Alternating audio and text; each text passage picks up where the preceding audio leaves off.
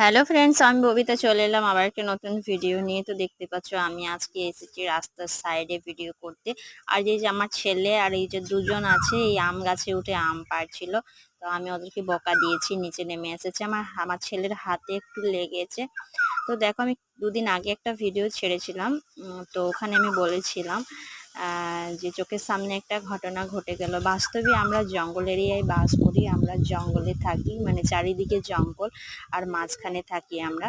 তো দেখো, এই রাস্তাটা আগে ছিল না, ছিল বলতে ছিল না, পুরো একদম খারাপ হয়ে গেছিলো। এই রকম রাস্তা ছিল না, পুরো মাটির রাস্তা ছিল। তো অনেকটাই অসুবিধা হতো। আর দেখতে পাচ্ছ ঘরের সামনেটাতে আমি আছি, আর সামনে থেকে দেখো জঙ্গল।